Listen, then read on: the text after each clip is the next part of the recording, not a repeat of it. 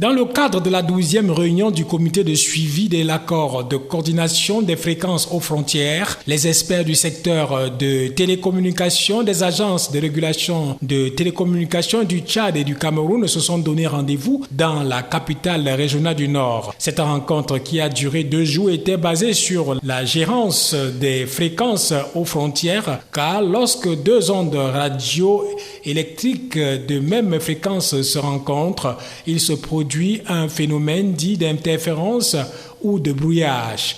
L'accord signé entre le Cameroun et le Tchad en 2009 vise ainsi à résoudre les différents problèmes au niveau des frontières. Ainsi donc, ces travaux du comité de suivi de l'accord de coordination des fréquences aux frontières Tchad-Cameroun est une plateforme d'échange afin de poser les jalons d'une coopération durable et parfaite en matière de télécommunications. Il est sans d'ignorer que les opérateurs du secteur ont une place plus qu'importante dans le déploiement du réseau et dans la commercialisation des services. L'occasion a été saisie par l'agence de régulation des télécommunications arrêté pour procéder à la remise des primes d'innovation technologique à 6 meilleurs étudiants en technologie de l'information et de la communication. 3 étudiants de l'Institut supérieur du Sahel de Maroua et 3 étudiants de l'Institut universitaire de technologie de Gaoundéré. Au total, une somme de 2 millions répartie aux 6 étudiants. Une prime qui allait de 240 000 à 346 000 francs CFA et qui viendra sans doute booster les recherches de ces étudiants.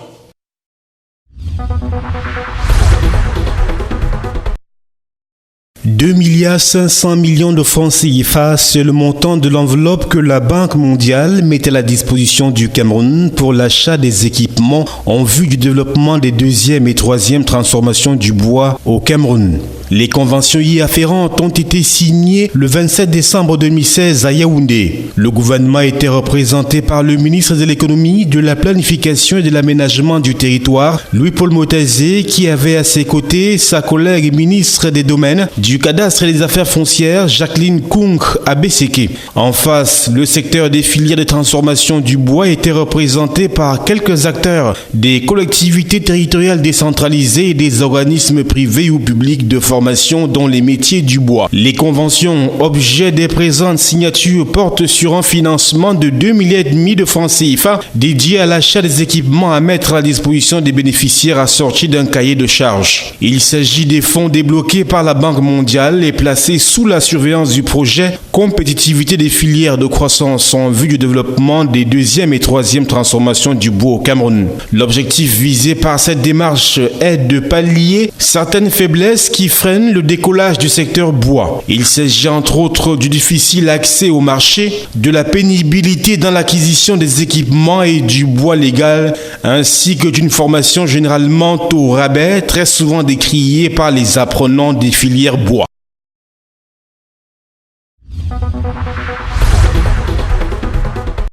Le mini-comice agro-pastoral du Nord qui s'est tenu à Guidère a vu la présence de plus d'une centaine d'exposants venus des 4 coins de la région afin de montrer le fruit de leur dur labeur. Réunis au sein des GIC, les exposants ont pendant 2 jours valorisé leurs produits par des ventes. La particularité de ce mini-comice qui se tient pratiquement chaque fin d'année est qu'il expose les récoltes agricoles et pastorales des agriculteurs et des éleveurs de la région avec au premier plan les céréales, les fruits et légumineuses, cultivés dans le Nord et enfin les produits d'élevage et ceux de la pêche. L'objectif étant celui de permettre au Cameroun d'avoir une autosuffisance alimentaire dont rassurent les délégués régionaux.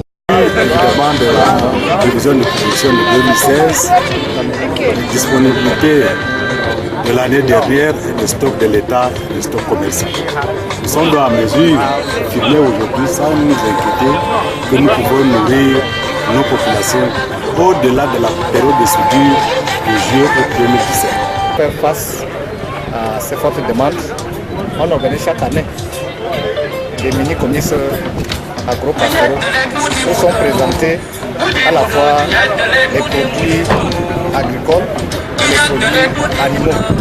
Donc ce comice permet non seulement de primer les producteurs pour créer l'émulation entre ces producteurs, mais ça permet également de mettre à la disposition des populations des denrées alimentaires à moindre coût.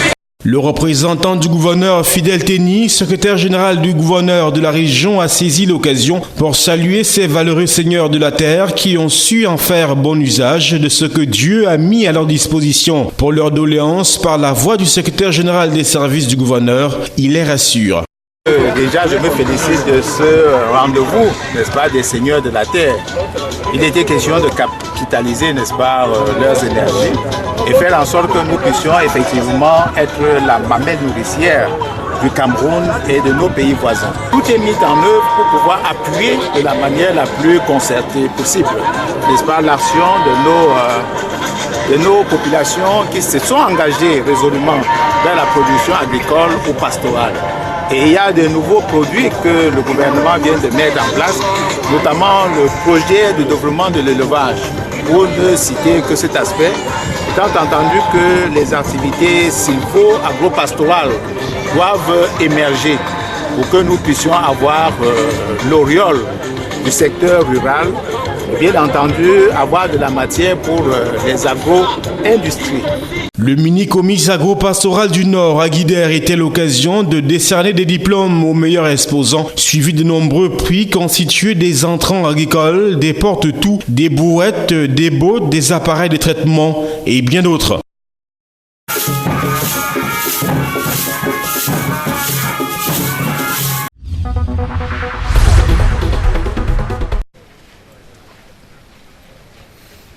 Après les régions du centre, du septentrion et de l'Est, Douala vient d'accueillir la caravane de rencontres régionales d'information et de sensibilisation sur la promotion de l'agriculture entre le ministre de l'Agriculture et une centaine de jeunes entrepreneurs agriculteurs du littoral. Dans son entretien, Henri Eyebéaïssi a réaffirmé la volonté du gouvernement à accompagner la jeunesse dans la promotion des projets agricoles. Le chef de l'État les a engagés à s'investir dans l'agriculture, à devenir les entrepreneurs agricoles dont le Cameroun a besoin pour réaliser leur vie. Avec le ministre de la Jeunesse en particulier, avec madame le ministre délégué Minader, nous sommes venus développer ces messages, servir et approfondir ces messages. Nous leur disons que le gouvernement a mis en place des dispositifs pour les former, pour les informer et pour leur fournir des appuis divers. Ils peuvent être en appui conseil, il y a des matériels, nous fournissons gratuitement tous les services leur permettant de s'y engager. Dans un contexte où le chômage est plus que préoccupant, la rencontre entre le Minader et les jeunes entrepreneurs se veut une plateforme d'information sur les différents programmes gouvernementaux catalyseurs d'agriculture. Il faut noter que la région du littoral, grâce à la richesse de son réseau hydrographique, des terres arables, ses voies de communication et ses centres de formation en agriculture et élevage, entre autres, est une véritable mine d'or. Les jeunes doivent donc se rapprocher des délégations et ministères de tutelle pour bénéficier des orientations sur la quarantaine de projets relatifs. Après les échanges, des équipements de travail ont été remis aux associations.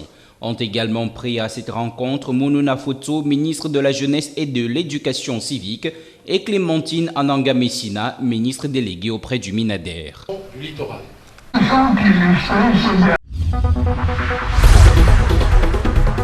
Après jeu au courant duquel il avait remis 100 lits à l'hôpital régional de Garoua, le donateur peu fatigant vient cette fois-ci avec des lits 3G. Vous avez suivi mon discours.